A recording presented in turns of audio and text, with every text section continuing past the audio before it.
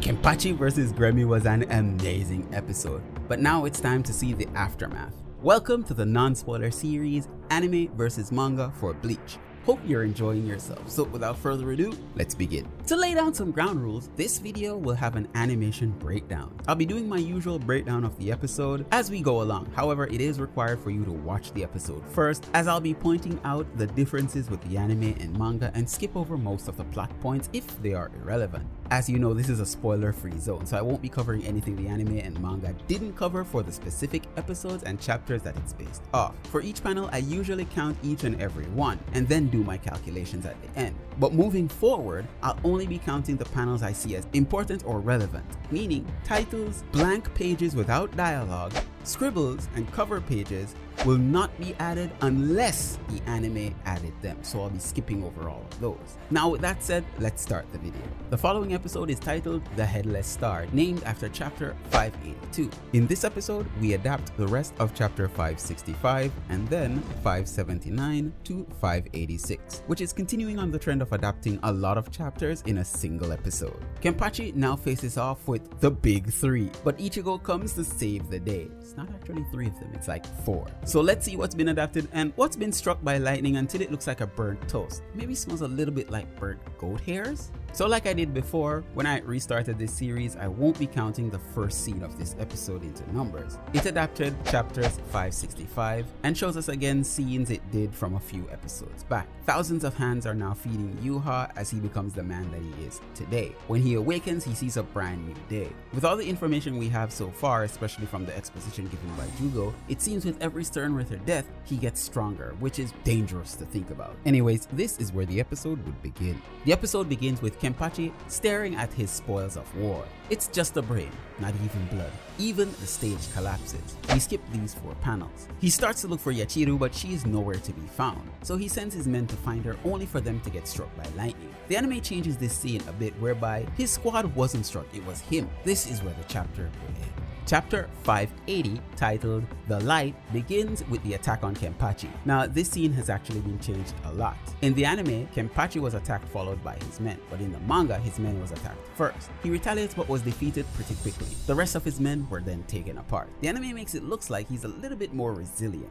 I don't know, this is one of those scenes that I don't really get why it was changed. Maybe it was to highlight these Sternritters a little bit more. Anyways, we skip these 13 panels. The chapter would end when they start sensing Ichigo. However, in the anime, he makes a bigger entrance. Chapter 581 starts off with Merichio fighting the Sternritter army, but the episode skips this and a few panels in, so I'll get to that in just a few. For now, we see Rukia and Byakuya. She's worried about Kenpachi, but Byakuya lets her know to calm down. This is when she senses Ichigo coming down like a raindrop from hell. Others like Renji and Ikkaku would feel it too. We skip this panel. And here he comes for a crash landing, where the Sternritters would finally notice him. But when he lands, he's so fast at flash step that he gets to Kenpachi in an instant without the girls noticing until he spoke. In which case his awesomeness blows them away. Once he greets Kenpachi and lets him know that, hey, I'm here to help, the chapter would end. Now let's talk about the beginning of this chapter. We skipped about 30 panels. Omaida is fighting the Sternritter foot soldiers when Shinji and Hinamori shows up to help him out. Turns out they all wanted to keep Kenpachi safe because there isn't much people left fighting in the Soul Society right now, as the Sternritters have already wiped out most of everyone. But now we have a big problem. It seems this fiery rooster has noticed them, and he now confronts them. It's killing time, baby. After that, we get to the Rukia and Byakuya scene.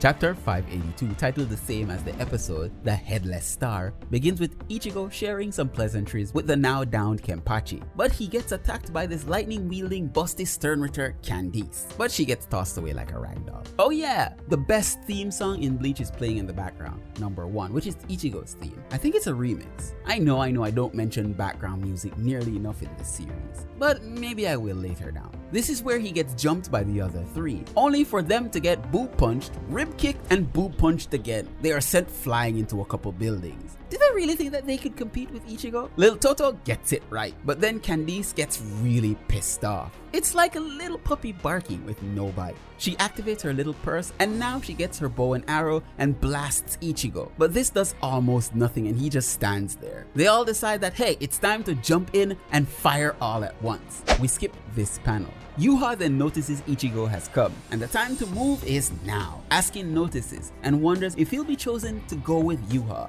and this would be the end of the chapter. Chapter 583, titled Headless Star 2, begins with showing us a few moments before the girls would fire on Ichigo, but this isn't seen in the anime. And also on not cover, the cover page is 2 panels. Overall, we skip only 6 panels here. They didn't really seem like they wanted to fight except for Candice, who's all talk and no credit to her course. In the manga, she mentions that His Majesty will give them anything they want, but the girls think about food. So we skip these 5 panels. Now she launches her attack. Much of her dialogue was skipped in the anime, but she simply just chats about her ability. So we skip these panels. Her technique gets blocked by Ichigo and he sends her flying again. This part when they all attack him isn't in the manga, so they all transform and try to attack Ichigo all at once. So you know that this little snippet of Sakuga is anime exclusive, baby. Now the only comparison I can find in the manga when it shows their abilities is this panel that was skipped earlier that shows their arrows, and it kind of looks like their abilities are connected. But anyways, the manga and the anime would now align when Candice joins the fight once more. Poor girl seriously thinks that she has anything that can go up against Ichigo. So she lets off her technique and Ichigo does another Getsuga. When their technique hits, this would be the end of the chapter. Let's unravel the intricacies of these 2 standout scenes: Candice's electrifying attack and Ichigo's response. In the interest of keeping this brief, I've distilled the first scene to approximately only 30 frames, focusing on the sheer epic spectacle about to unfold. Candice, a master of electricity, releases her most powerful attack, electrocution, and she takes center stage in a freeze frame that encapsulates the scene's magnificence. And yes, I chose this scene purely because of the epic factor and nothing more. Damn degenerate. Just look at this scene. Look at how marvelous it is. The composition of colors is truly spectacular. Cindy's lightning is filled with a cacophony of greens and intense whites in the center, all wrapped up in a white and green glow that emphasizes how much the light dynamically impacts the environment. In the background, Ichigo is unfazed, but also colored by the lightning casting on him. Behind him, the remnants of the Soul Society in contrasting blues and whites provides a mesmerizing backdrop. Sprinkled on top of all these layers is the different particles. Some particles are affected by some sort of lens blur. These particles sell the dynamic of the scene. But more than that, it's how it's animated that brings the composition all together. Sprite 1, these are the round ones that seems like they have some kind of lens blur affecting them, which usually occurs due to multiple light sources or the camera not being able to focus on such small particles, are interlaced on 1s and 2s. The similar particles, the sparkly ones that look like little stars falling, are consistently on 1s.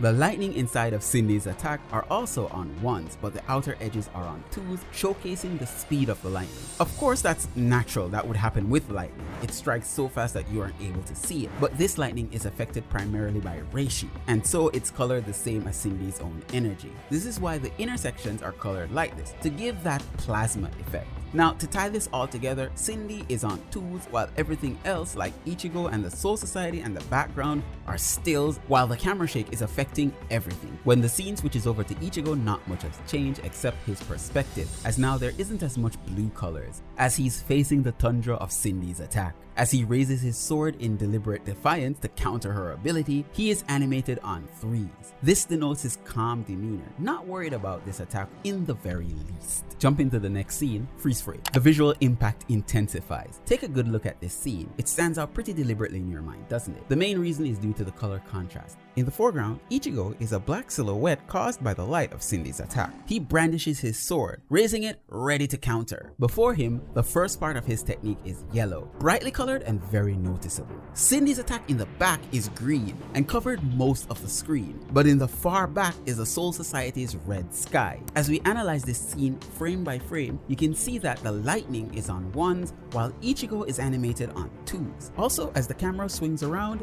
it's animated on 1s, but more than that, it shows the lightning and its overwhelming power. We then get a mesmerizing set of impact frames as Ichigo launches his attack. Now if you aren't looking closely, you might have missed this, but when we move from this frame to this frame, one can see how the yellows now swallow everything including Ichigo in a hazy blur. The yellow is now contrasting heavily with the greens, until it takes over completely, washing the screen, overwhelming our vision into a solid white. Another thing the animators made sure to have added, which gives the scene more dynamics, is the use of blurs. It happens naturally when a camera tries to focus on a new light source, especially one that's blown out like this. As the camera zooms out in the next scene, probably my favorite scene because this is an amalgamation of everything we've looked at so far. Within the scene we see Ichigo, his technique colliding with the lightning and the background. On top of that, all of the sprite elements that were mentioned before. Looking at it, we can see the lightning pooling into something akin to a water drop, much like how plasma would act. Ichigo's yellow blast is highly contrasted with these greens, and now the sky is somewhat drowned out by its color tint. On the edge of the scene, we can still see the reds bleeding in.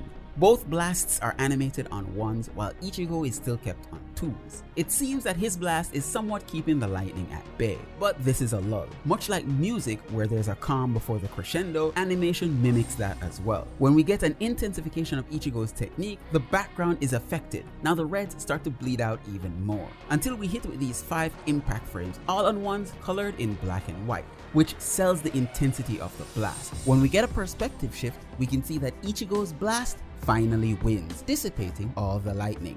We even get a bit more camera shake. For the few frames I took when Cindy saw Ichigo's attack, frame by frame the greens are drowned out by yellows. Even the background, once colored in blues, are now drowned out, bleeding into yellows more, showing in the desaturation and darkening tinted yellow. A simply amazing scene altogether. But let's get back into the analysis of the chapters. Chapter 584, titled Headless Star 3, begins with Candice seeing Ichigo's technique completely obliterating hers, but instead of getting out of the way, she tries like a fool, only to be schooled. Ichigo's technique also overwhelms the fool. Poor girl, maybe if she had some more brain cells she'd win. Or maybe not. In the manga, it would cut to Yha, but we skip these 16 panels before cutting back, and now she's unarmed.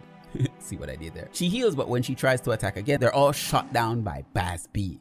Girl, bye. Won't miss y'all. But it seems Baz B wasn't the only one who had this idea. Other Sternritters show up, but it seems that it's gonna take more than that to take down the girl, so they join the fight again, ready to jump in. But right as he's about to get jumped, a light shoots up into the sky. We skip these 3 panels. This is where the chapter would end. Chapter 585, titled Headless Star 4, begins with Ichigo noticing Yha is about to depart, and when he speaks, Ichigo can hear his voice in his head. In the anime, it wasn't explained, so don't worry, it isn't wall logics happening all over again. We do skip these 4 panels. This would be where we would get the cutscene of the episode. I'm pretty sure this isn't the midpoint. When we get back into it, we get an anime exclusive scene of the research department. Now, here's what the anime did. Instead of having a disembodied narrator or Yha explain like in the manga, what the anime had done is to have Mayuri explain why Yha can break into the royal palace so easily. So I won't count these panels as missing. We do get an anime exclusive shot of the captain commander, and then the greatest villain of all time, Aizen. Ichigo tries to intervene, but he forgot he was in the middle of a jump, so naturally he gets attacked and held up. We do skip a few panels. First, the manga shows Ichigo getting hit much further than in the anime, and then we also skip him getting attacked by Nanana, and we go right to the Blick, so that's 8 more panels. He gets attacked by the rooster, only to be saved by the monkey snake king himself, Renji. Now the dialogue and Ichigo's reaction is changed a bit. In the manga, it was more comedic, with Renji cutting Ichigo's clothes and Ichigo being surprised and pissed off at the same time, so we skip these panels. But either way, he tells Ichigo to get going, and Ichigo heads off, and the other Soul Reapers join the fight to back up Ichigo.